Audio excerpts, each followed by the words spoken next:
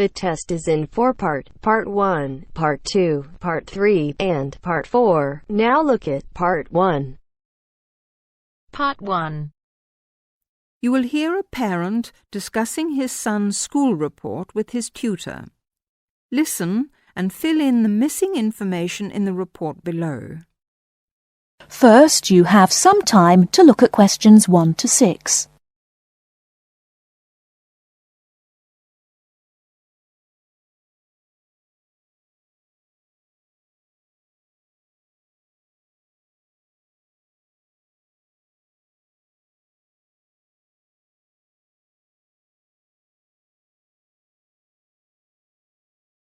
Now we shall begin.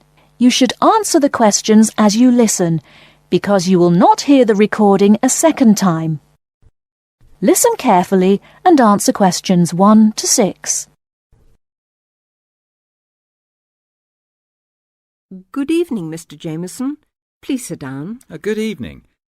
Now, about my son Stephen's report.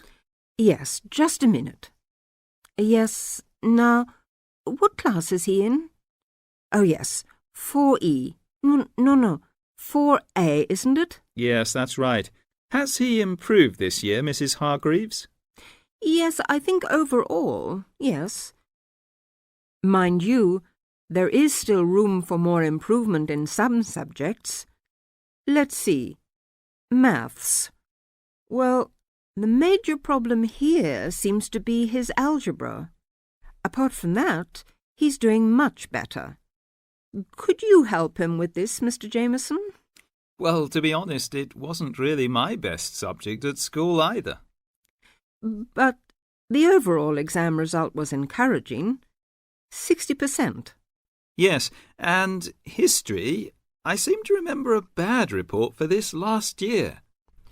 Well, he lacks concentration in the class, and of course this makes it difficult to remember things like dates and names, and a memory is quite useful in a subject like this. Oh dear.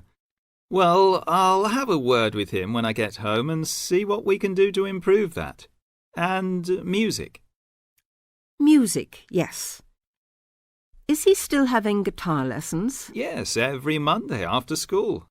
His music teacher has commented that he doesn't seem to be taking them very seriously. I think it was just a craze he had, Mrs. Hargreaves. I've noticed that he hasn't been very interested in practising at home. And also, he tends to talk a lot in class. I mean, he's very talkative, and he only got 40% in the exam. Well, nobody in our family is very musical, so I don't expect him to do very well. Before you hear the rest of the conversation, you have some time to look at questions 7 to 10.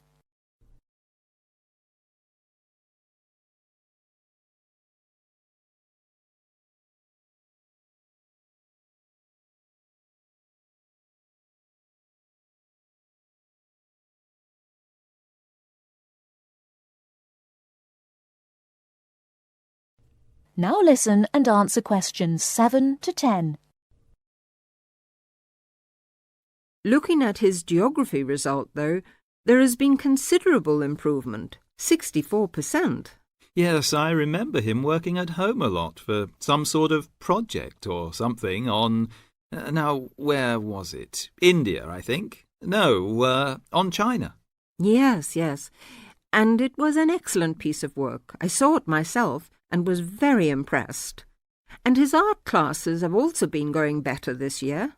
Yes, he became very interested in pop art after the school and went to the local art gallery to see the pictures there. His bedroom wall is covered with posters from the shop. Yes, and 58% is not bad for his exam result, considering how low it was last year. And now French. It seems that he has really taken to speaking a foreign language. We hoped he would, because it's important to know another language these days, isn't it? Yes, quite. That's why we paid for him to go to France last Easter, so he could practice more. Well, it seems to have done the trick. 80% is a very good mark. Now, Mrs. Hargreaves, I'd just like to ask you one more thing about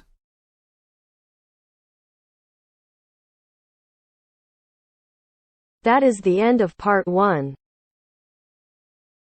You now have half a minute to check your answers.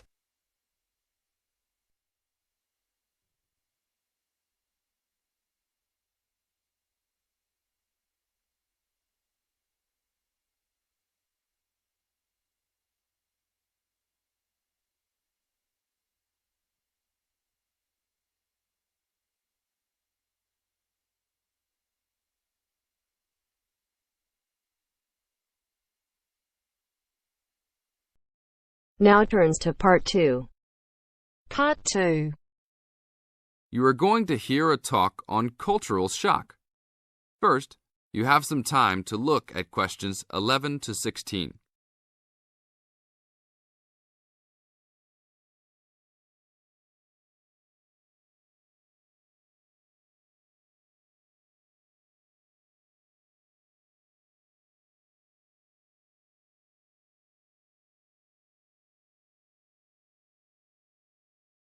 Now listen to the tape and answer the questions.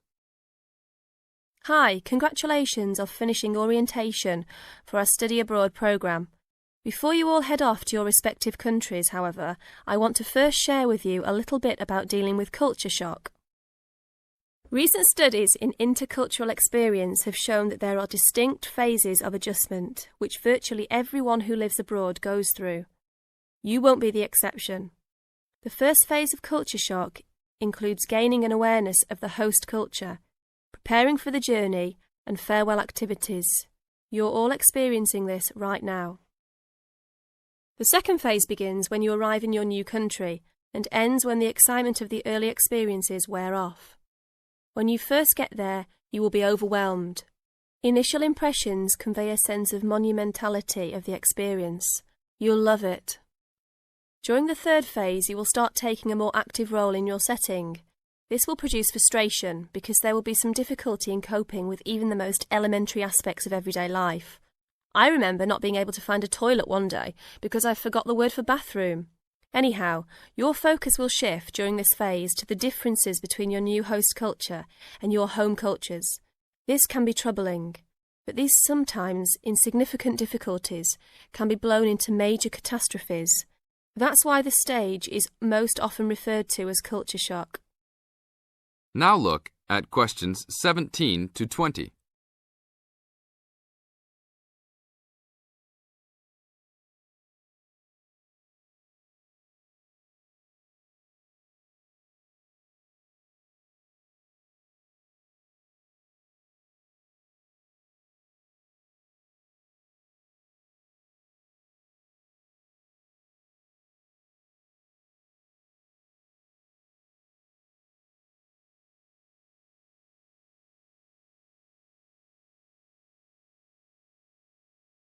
As the talk continues, answer questions 17 to 20. But relax, when this stage is over, you will slip into the gradual adjustment stage. You may not even be aware that this is happening. You will just begin to orient yourself and to interpret subtle cultural clues. The culture will become familiar to you, and you'll start to feel at home. The next phase will be your discovery that you have the ability to function in two cultures with full confidence, and you may even feel completely integrated into your new host culture. In this phase, you will also start to have a sense of shared fate concerning events abroad. The last stage is the re-entry phase when you return home. This can be for some the most painful phase of all. You will be excited about sharing your experiences, but you will realise that you have changed and won't be able to explain how or why. One set of values has already been instilled in you, another you will have acquired in your host country. Both may seem equally valid. It is important that you realise that all of these phases are a natural part of adapting to a new culture. Expect peaks and valleys during your stay, and feel free to discuss your feelings with the resident director. These culture shock phases tend to occur even with relatively short stays abroad. During your stay, if you feel a wave of bewilderment wash over you, remember this little talk and look back at your notes. One very typical reaction against culture shock is the tendency to hang out with other Americans. Remember, you are coming to a foreign country, to get to know her people, language and culture better. If you avoid contacts with the foreign language, you cheat yourself and lengthen the process of adaptation. That is the end of part 2. You now have half a minute to check your answers.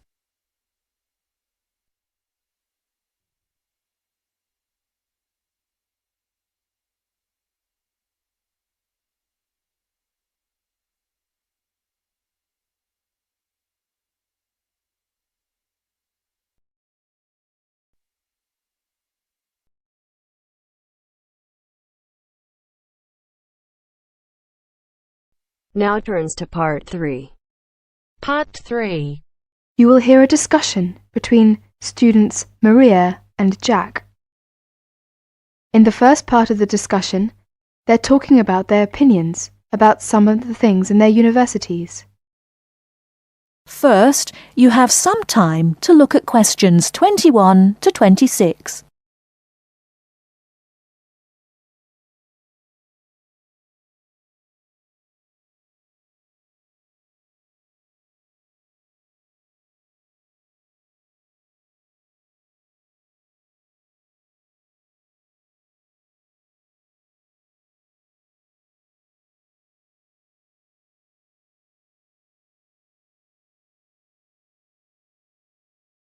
Now listen carefully and answer questions 21 to 26.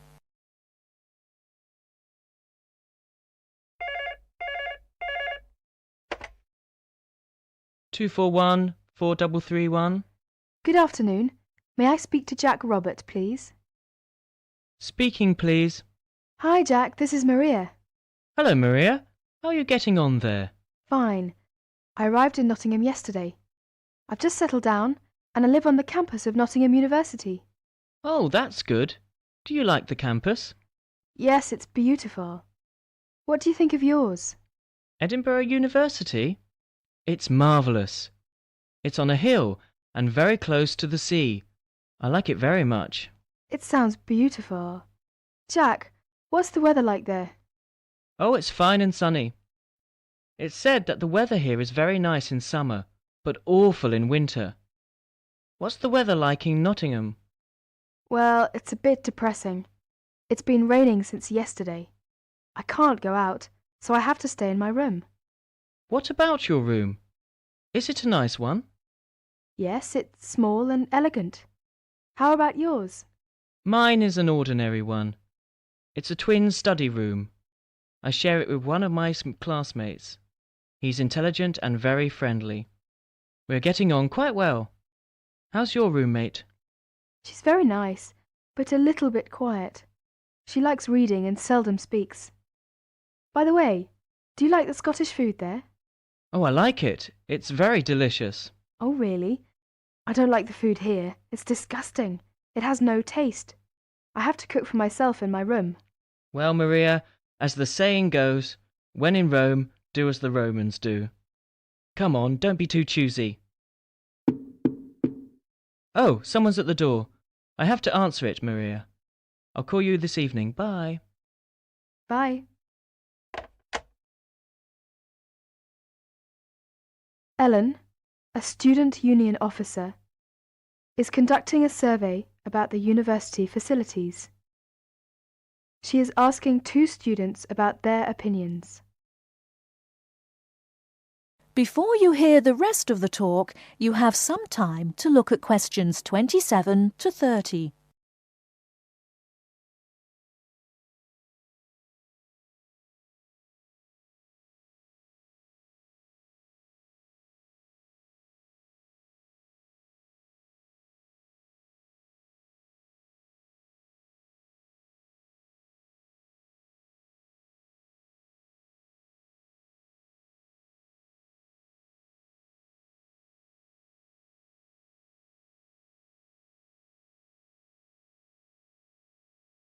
Now listen and answer questions 27 to 30.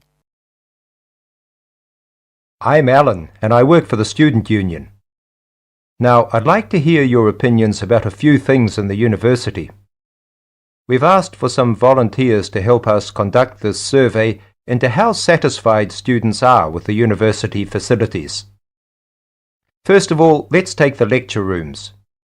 We could score them, for instance, 1 is excellent, 2 satisfactory, 3 rather poor, and 4 really bad. Robert, you first, please. What do you think about the lecture rooms here? Not so good, I'm afraid. I would score 3. They're too small for one thing. Sometimes we can hardly find a seat. Yes, but that doesn't happen very often. Personally, I think they're all right. They're comfortable, and the acoustics are quite reasonable. It doesn't matter where you sit, you can always hear the lecture. I would give 2 for them. How do you feel about the car parking facilities? Are they adequate? You must be joking! I can never find a car parking space when I need one, and when I finally do, it's a very long walk to the university's teaching building. I'd give it a 4. I'm afraid I also agree. We need more car parks urgently. This is perhaps one of the major shortcomings of this campus. It gets a 4 from me as well. I come to the university 20 minutes early just so I can drive around looking for a parking space. What about the computer centre then? I think it's first class.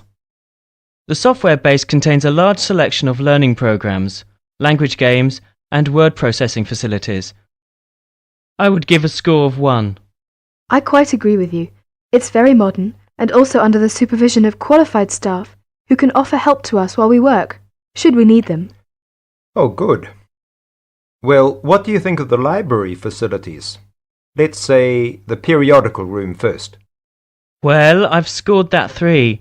I'm sorry to have to say, but, I think the room has poor lighting, and I'm disappointed about that. I've given it a score of 1. As far as I'm concerned, it's excellent and well stocked.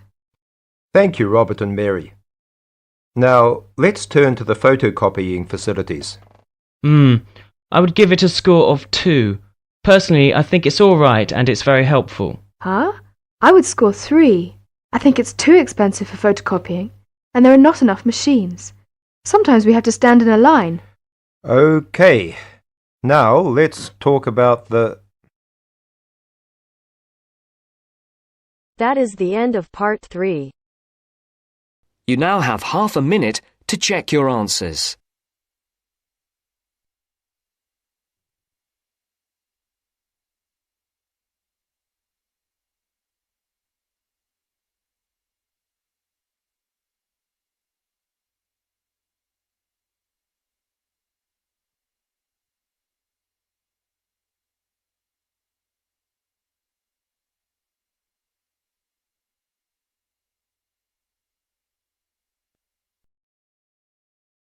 Now turns to part 4. Part 4. You will hear part of a presentation by a second-year environmental studies student on research into edible vaccines. First, you have some time to look at questions 31 to 40.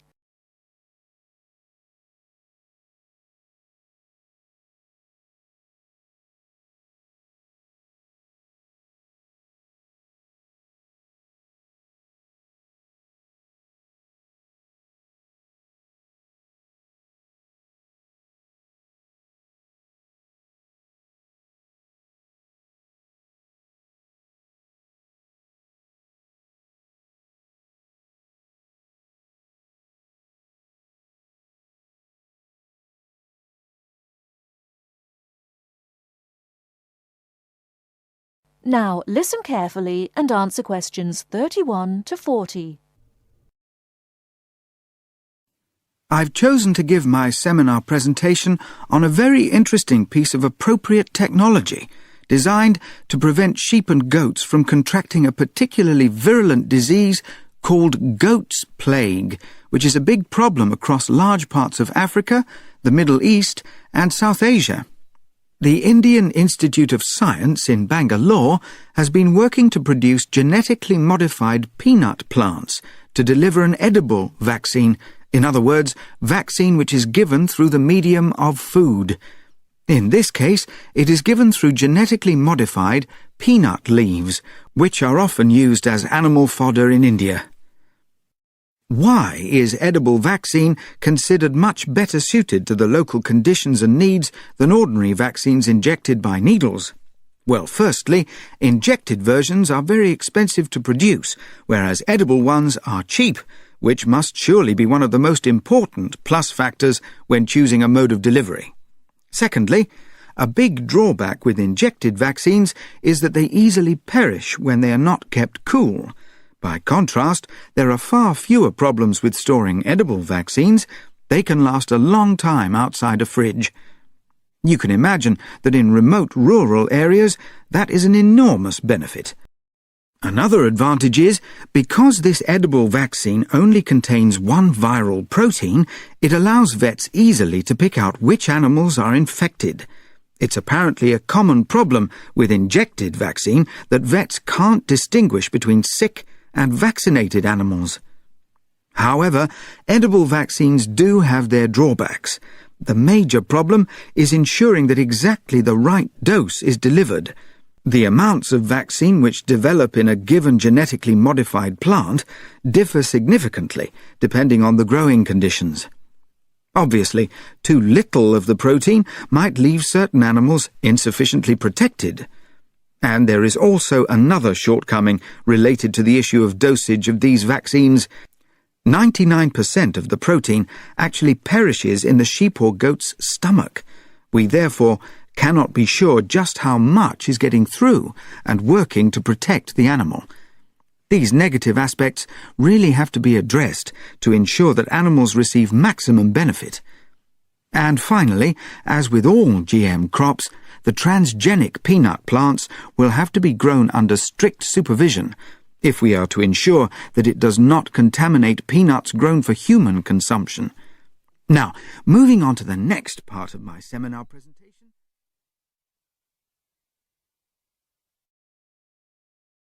That is the end of part 4. You now have half a minute to check your answers.